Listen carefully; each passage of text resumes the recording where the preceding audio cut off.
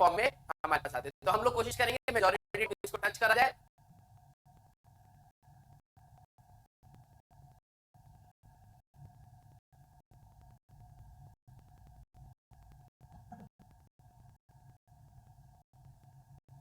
हमारे पास इसका फनल होता है इस ट्यूब का, ठीक है।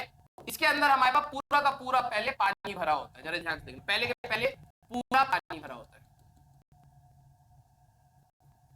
इसमें पानी भरा होता है। अब आपने ये चीज थोड़ी सी हाइड्रोस्टैटिक पैराडॉक्स के हिसाब से अगर भी आप ध्यान से देखोगे तो दोनों साइड का लेवल हमारे पास सेम होना चाहिए। अगर आपने कभी नॉर्मल घर में पाइप होना उसमें थोड़ा सा पानी डाल के इसको ऐसे रखना, आप देखोगे दोनों का लेवल हमेशा बैलेंस रहेगा। ऊपर नीचे करने पे भी पाइप मान लो लेवल यहाँ तक था, पाइप इतनी लंबी थी, ऐसे और ऐसे थी, ठीक है। तो पाइप को आप ऊपर नीचे ऐसे, ये वाला एंड नीचे कर लो, ये वाला एंड ऊपर कर लो, पानी हमेशा सेम रहेगा क्योंकि दोनों साइड से एटमॉस्फेरिक प्रेशर लग रहा है। करके देखना, नहीं तो ये एक्सपेरिमेंट समझ ही नहीं आए, ठीक है।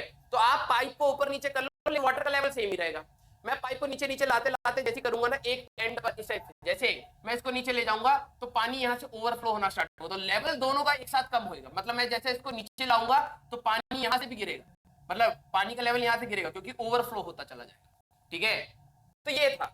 अब होता क्या है कि हम लोग इस एक्सपेरिमेंट में कहीं ना कहीं एक ट्यूनिंग फॉर्क आके यहाँ पे हिट करते हैं और इसको नीचे करना स्टार्ट करते हैं। जैसे ही मैं इसको नीचे करना स्टार्ट करूंगा तो पानी का लेवल गिरता रहेगा, गिरता रहेगा, गिरता रहेगा और आवाज गूंजनी स्टार्ट हो जाएगी। जैसे अपने पेन के कैप में हम लोग फूंक मारते तो आवाज गूंज जाती है ना, स्कूल में क्लास में तंग करते थे ना, वही चीज है। तो अब जरा देखो इन्होंने क्या कहा कि हमारे पास resonance pipe, the first and second, पहला और second resonance are obtained at depth 22.7 and 70.2। पहला है 22.7 और फिर 70.2। मतलब हुआ क्या, हम लोग इसको नीचे करते रहे करते रहे करते रहे, पानी जैसे ही यहाँ से, यहाँ पे हमारे पास स्केल लगा होता है बेटा, this is a metre scale. तो आपको ये लंबी सी ट्यूब होती है तो हमें पता लग जाएगा कितना हमारे पास फॉल, ठीक है। तो जैसे हम लोग नीचे गए नीचे गए नीचे गए, एक पॉइंट पर आती सबसे पहले एक रेजोनेंस बना, आवाज गूंजी, एक स्टैंडिंग वेव बनी, क्योंकि यहाँ पर पानी का लेवल है बेटा, तो ये हमेशा नोड बनेगा। इन्होंने कहा कि ये वाला जो डिस्टेंस है दैट इज 22.7 सेंटीमीटर। फिर इसको और नीचे, ये यहाँ पर इस समय ये ट्यूब यहाँ तक आ चुकी होगी, ठीक है। इसको और नीचे करते गए करते गए करते गए, अब एक लेवल आया यहाँ पर, दोबारा गूंजा तो इस टाइप से एक और स्टैंडिंग वेव बन गई होगी, ठीक है। उस समय हमारे पास ये जो लेंथ था that was 70.2, okay, that is 70.2। और इस केस में ये ट्यूब यहाँ तक आ चुकी होगी, ओके, इस केस में ये ट्यूब यहाँ तक आ चुकी होगी। ये क्वेश्चन दे रखा है। क्वेश्चन में पूछा गया है फाइंड द एंड करेक्शन। अब ये एंड करेक्शन क्या है सर? लॉजिकली मैंने कहा कि जो हमारे पास ऑर्गन पाइप होती है ना, ओपन, मान लो ये ओपन है और यहां से हमारे पास ये क्लोज है, तो मैंने अभी आपको बोला बेटा कि क्लोज एंड पर तो हमेशा नोड बनता है, ओपन एंड पर एंटी नोड बनता है। लेकिन एंटी नोड होता है जहां पर पार्टिकल ऑसिलेट कर सकता है, पार्टिकल ऑसिलेट कर सकता है। बहुत अच्छा कंसेप्ट है, समझना, पार्टिकल ऑसिलेट कर सकता है। लेकिन जो ये पाइप का ओपन एंड होता है ना, पाइप का जो ये ओपन एंड होता है, यहां पर डेंसिटी ऑफ एयर जरा देखना, इसके बिल्कुल क्लोज एंड के पास, क्योंकि यहां पे तो एयर पैक्ड है, इसके अंदर ट्यूब के अंदर की बात करूं तो एयर पैक्ड है, लेकिन इससे थोड़ा सा दूर जाने के बाद ही हमारे पास एयर की डेंसिटी फॉल होती है, ऐसे, समझ रहे हो? मतलब अगर मैं इस पाइप में, अगर मैं आपको थोड़ा सा बताऊं तो यहाँ पर तो गैस के पार्टिकल्स हैं तभी पास पास ही होते हैं, लेकिन थोड़ी दूर के बाद जाके ही ये रिलेटिवली स्पेशियस हो पाते हैं, और अंदर तो पैक्ड है हम, इस टाइप से, ठीक है। तो जहां पर एक्चुअली में एंटीनोड हम कह रहे हैं ओपन एंड पे होना चाहिए, लेकिन एंटीनोड वहां पर बनता है जहां पर ये रेयर मीडियम से रिफ्लेक्ट करता है, रेयर। तो एक्चुअली में अचानक डेंसिटी इतनी कम नहीं होती है, कहीं ना कहीं जो हम लोग कह रहे हैं ना कि एक एंटीनोड ऐसे बनता है, वो थोड़ा बाहर जाके बनता है ऐसे। क्यों? क्योंकि एक्चुअली में रेयर मीडियम उसको थोड़ा बाद में मिलता है, अचानक नहीं मिलता। तो there is some extra length which is called end correction, ठीक है। There is some extra length outside, extra length मैं यहां लिख देता हूं, extra length outside open pipe, ठीक है, ओपन पाइप, वो होता है हमारे पास end correction, that is called end correction. और इस E की बात करें तो that is equal to 0.6 times the radius of the pipe, ये पाइप का जो भी रेडियस होगा उसका 0.6 टाइम। लेकिन क्या क्वेश्चन में रेडियस दे रखा है? नहीं।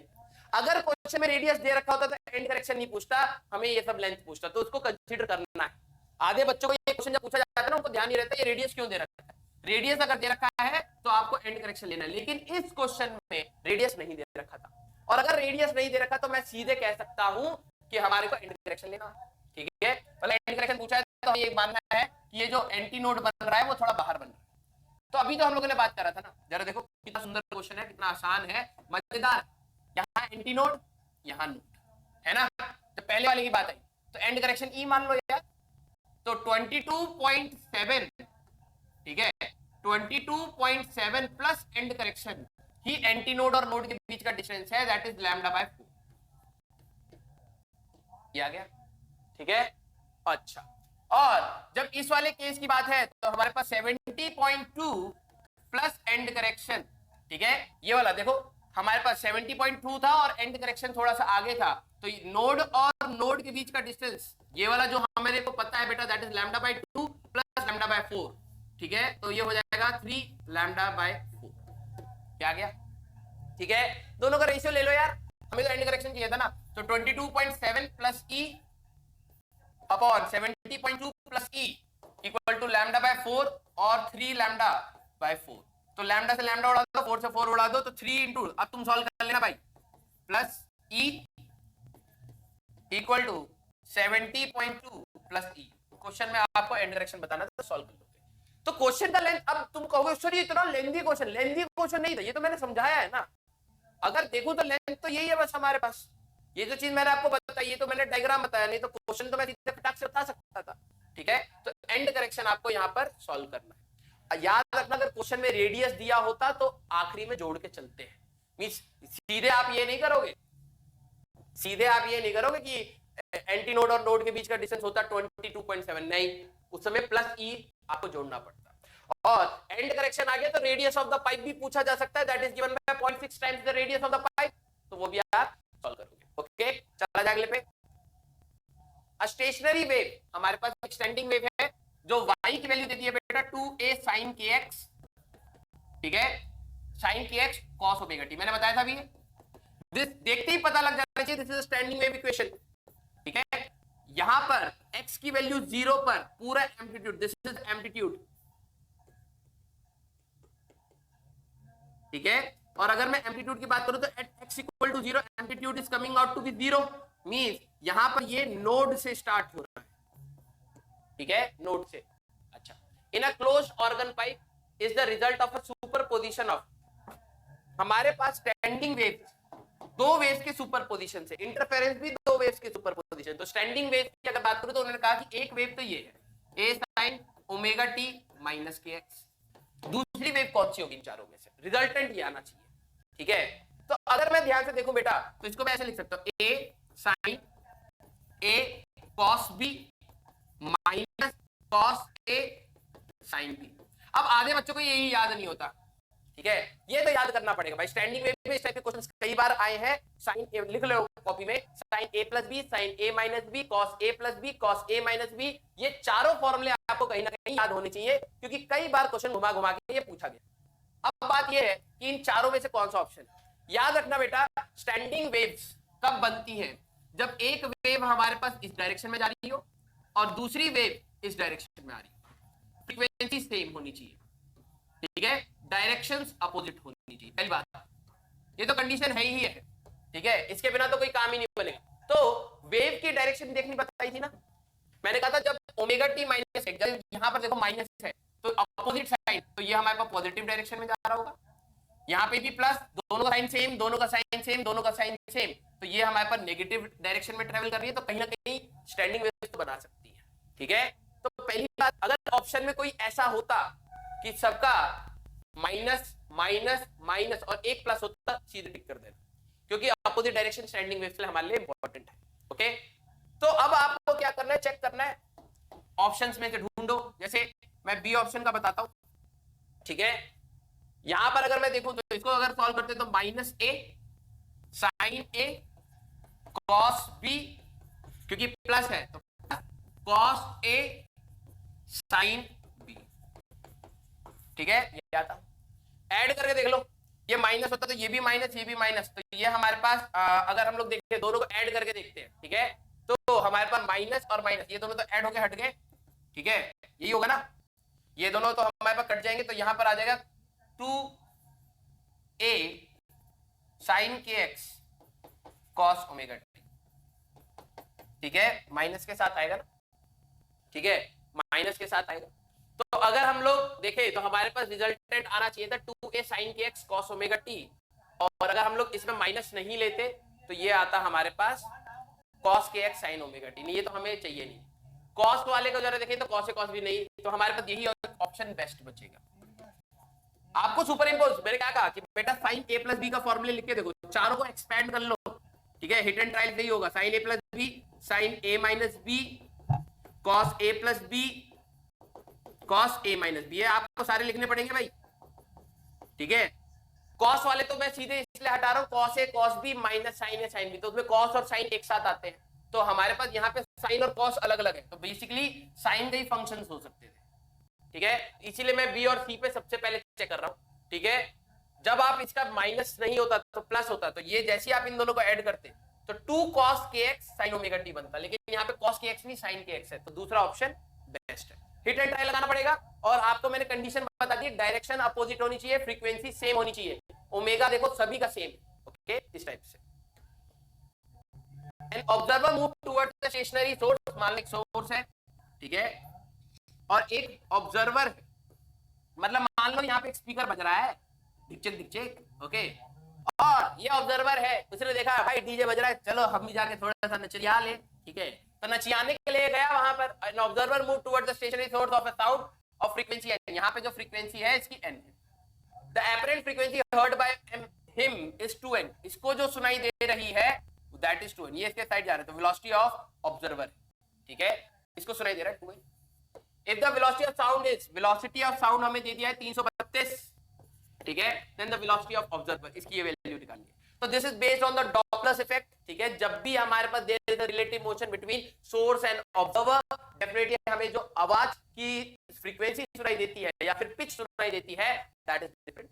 तो फॉर्मूला क्या होता है बेटा, n apparent is equal to n naught into v of sound plus minus velocity of observer sound, ठीक है, और velocity of sound plus minus velocity of source, plus का यूज करेंगे माइनस का यूज करते हैं बेटा। अगर वेलोसिटी ऑफ साउंड किसी डायरेक्शन में, साउंड कहां से आती है, सोर्स से निकलती है, ठीक है, अगर ऑब्जर्वर इसी के पैरेलल जा रहा है, ये मान लो ऑब्जर्वर है, तो जब ये पैरेलल जाएगा तो नेगेटिव साइड लेंगे, वेलोसिटी ऑफ ऑब्जर्वर, अगर ऑब्जर्वर इससे अपोजिट जा रहा है तो ये पॉजिटिव लेंगे। सेम चीज सोर्स के लिए भी, ठीक है, अगर मान लो ये जो सोर्स है, ये साउंड इस डायरेक्शन में जा रही है ना, तो सोर्स अगर इसी के डायरेक्शन, सोर्स पैरेलल जा रहा है, इसको वेव के जैसे नहीं, वेलोसिटी ऑफ सोर्स अगर वेलोसिटी ऑफ साउंड के पैरेलल है तो negative, velocity of source anti parallel, ठीक है, तो पॉजिटिव, ये लिया जाता है। तो लगा दो यार क्वेश्चन में, भाई देखो सोर्स तो रेस्ट पर था, एपरेंट कितना सुनाई दिया 2n, जनरेट कितना हुआ था एक्चुअल n, ठीक है, वेलोसिटी ऑफ साउंड वाज 332। अब जरा देखो साउंड कहां से कहां आ रही है, साउंड तो भैया इधर से ऐसे आ रही है, और बंदा जा रहा है उसके एंटी पैरेलल, जब एंटी पैरेलल होगा तो प्लस, और कितनी स्पीड थी इसकी bo अपॉन 332, सोर्स रेस्ट पर है, हटा दिया उसको, n से n कैंसिल आउट हुआ, इसको इस साइड ले जाओगे तो 4 6 6 equal to 3 3 2 plus v naught, और इस साइड लेके जाओगे तो v नॉट हमारे पास जो आएगा बेटा that will be equal to 332, ठीक है, तो 332 मीटर पर second that will be the answer, खत्म, ओके। तो आपको ये चीज ध्यान रखनी है। चला जाए अगले क्वेश्चन पे। A source of sound is moving with velocity 50 meter per second towards the stationary observer, इस बार ऑब्जर्वर जो है वो रुका हुआ है, और जो सोर्स है, ठीक है, जो हमारे पास यहाँ पर सोर्स है that is moving with 50 meter per second towards the stationary observer. The observer measures the frequency of source is 100, इसको जो सुनाई दे रही है that is 100, so this is nothing but the apparent frequency. What will be the apparent frequency of the source when it is moving? What will be the apparent frequency of the source when it is moving away from the observer after crossing him. अच्छा, velocity of sound 350। अब जरा देखो, जैसे train type का हो गया, तुम railway station पे खड़े हो तो ट्रेन जब हमारे पास आती है तो अलग फ्रीक्वेंसी होती है, जाती है तो अलग फ्रीक्वेंसी होती है, वही सेम चीज है। तो भाई हमारे पास पहले केस में, अप्रोच के केस में बात करते हैं, सोर्स है तो आवाज तो ऐसी निकली होगी, this is velocity of sound, ठीक है। तो n apparent is equal to n naught into speed of sound 350, observer rest पर है, इसको कोई पंगा नहीं, 350। सोर्स भी इसकी साइड में आ रहा है, साउंड भी, जब ये सेम डायरेक्शन में होता है तो -50 ये आया, और एन एपरेंट हमें दे दिया 1000, यही वैल्यू है 1000, ठीक है। तो एन नॉट आ जाता है यहां से। जरा ये सेकंड केस में आ जाओ बेटा, कि हमारे पास अगर ये दूर जा रहा है, सोर्स इस बार इसको क्रॉस कर रहा है, तो इधर जा रहा है वेलोसिटी ऑफ सोर्स, लेकिन साउंड कैसे आएगी? साउंड तो ऑब्जर्वर के पास ऐसे आएगी ना इस बार, है ना।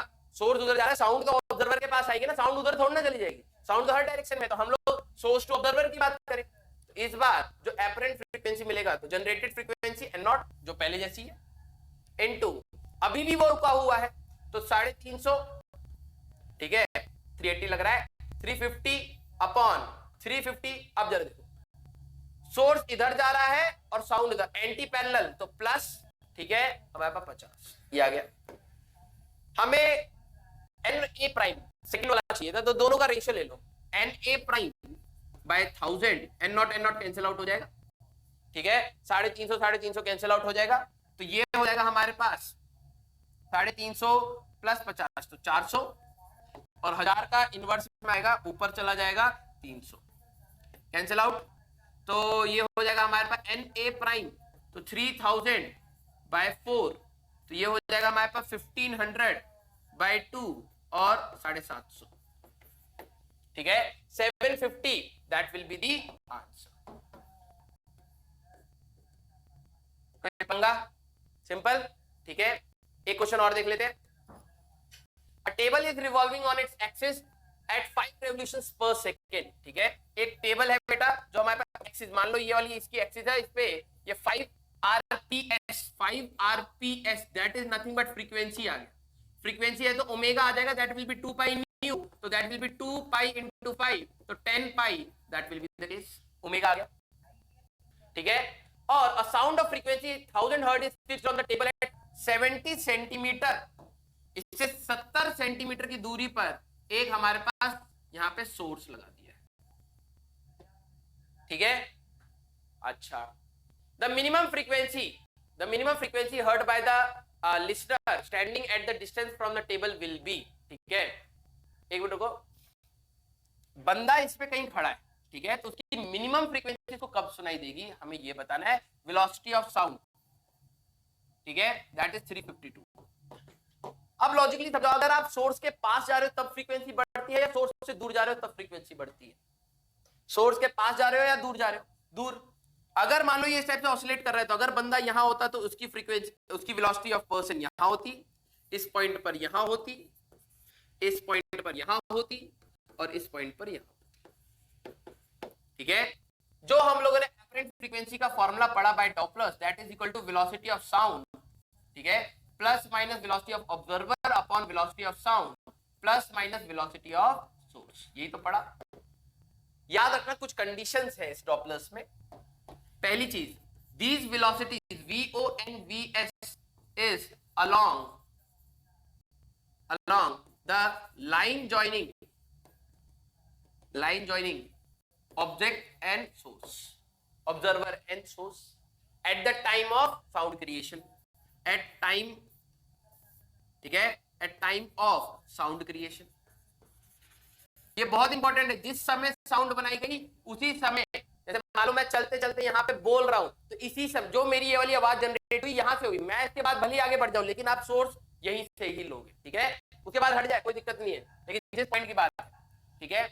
तो हमारे पास अगर हम लोग यहाँ पर ध्यान से देखें, जब बंदा यहाँ पर पॉइंट पर होगा, जब दूर जा रहा होगा, तब सबसे कम फ्रीक्वेंसी सुनाई देगी उसको, ठीक है। यहाँ की फ्रीक्वेंसी अगर मैं बात करूं N1 या फिर N1 और N2 दोनों सेम होंगी, ठीक है। क्यों? क्योंकि जरा देखो साउंड तो ऐसे आई, ध्यान से समझना ये चीज, इस टाइप पे क्वेश्चन पूछा हुआ है, this is velocity of sound in this case. जो बंदे की वेलोसिटी है that is perpendicular, line joining पे कोई वेलोसिटी का कंपोनेंट नहीं है, तो n1 यहां पर और n2 यहां पर, n2 is equal to n1। ध्यान से सोचना इस चीज को कि जो हमारे पास velocities must be resolved along these lines, velocity of O and S must be resolved along line joining। ठीक है, इसके ऊपर कई टाइप के क्वेश्चन आए, आई होप आपने ये चीज कवर भी करी होगी। ठीक है, along the line joining, तो इन दोनों की ये वाली फ्रीक्वेंसी सेम रहेगी क्योंकि इसका कंपोनेंट ही कुछ नहीं। ये वाला हमारे पास सबसे मिनिमम फ्रीक्वेंसी, यहाँ पे मैक्सिमम सुनाई देगा क्योंकि वो सोर्स के पास जा रहा है, यहाँ पे सोर्स से दूर जा रहा है। तो बस यहाँ पर इस वाले को आप लगाएंगे, एन एपरेंट जो इस बंदे को सुनाई दे रहा है, द मिनिमम फ्रीक्वेंसी, तो मिनिमम यहाँ पर आएगा। ठीक है, तो minimum frequency that will B, कितना बना रहा था source 100,000, velocity of sound 352, observer इससे दूर जा रहा है, साउंड भी इस डायरेक्शन में है और ये भी हमारे पास दूर जा रहा है। ठीक है, तो हमारे पास कितना हो जाएगा, वेलोसिटी दे रखी है क्या, the minimum frequency heard by the standing at the distance from the table will be at a distance from the table will be। ठीक है, एक्चुअली में इसका रेडियस गिवन होना चाहिए r omega, v equal to r omega से हम लोग निकालते थे, है ना।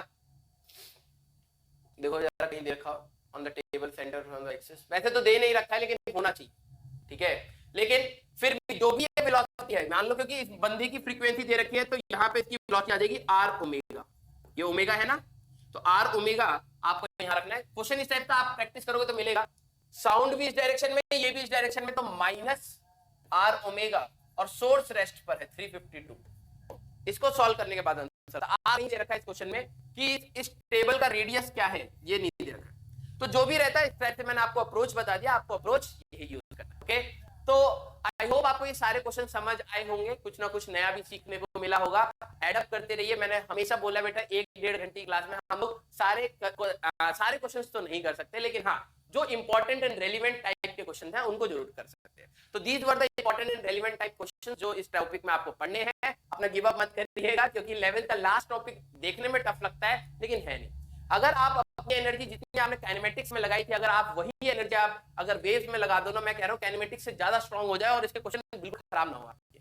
बात है नजरिए का, तो अपना नजरिया चेंज करिए, अभी भी समय है। किसी दिन आप रिवाइज करें तो 11वीं को उल्टे से रिवाइज करें और 12वीं को उल्टे से रिवाइज करें, क्योंकि 12वीं के भी आखिरी चैप्टर आप ऐसे ही खराब करते हैं। मॉडर्न फिजिक्स बच्चों के हाथ में नहीं होती, इलेक्ट्रो होती है, इलेक्ट्रोस्टैटिक करंट ये सब अच्छे हो उसके भी नहीं रहे, लेकिन कॉन्फिडेंस होता है। ठीक है, वैसे ही 11th के स्टार्टिंग टॉपिक्स में कॉन्फिडेंस होता है, वेज में नहीं होता। तो प्लीज एक बार या एटलीस्ट 2 बार, अच्छे बच्चों को मैं कहूंगा 2 या 3 बार अपनी रिवीजन उल्टी करके देखना सभी सब्जेक्ट्स में। ठीक है, केमिस्ट्री के भी आखिरी चैप्टर्स आप खराब कर देते हो, स्टार्टिंग का जोश रहता है तो स्टार्टिंग वाले होते हैं। उल्टी रिवीजन करोगे तो थोड़ा सा बैलेंस आउट हो जाएगा और ये चैप्टर सही में जितनी शिद्दत से आपने अपने काइनेमेटिक्स, यूनिट्स एंड डायमेंशन, छोटी छोटी सी चीजें करी है ना, एक बार समझने का नजरिया तो बनाओ। बहुत आसान चैप्टर है और बहुत मजेदार चैप्टर है। जो एक्चुअली में टीचर जो कहते हैं ना कि भाई काइनेमेटिक्स तो हर कोई कर लेता है, मजा इसमें आता है, मजा इसलिए आता है क्योंकि यहाँ पे बच्चा करना नहीं चाहता। ठीक है, तो आप प्लीज अपनी मेहनत इस टॉपिक पे लगाइए, मजा आएगा आपको करने में। और अपन लोग तो यहाँ पर है। अपना ख्याल रखिएगा, अपनी फैमिली का ख्याल रखिएगा। हम लोग मिलेंगे नेक्स्ट चैप्टर के रिवीजन में। Till then bye bye.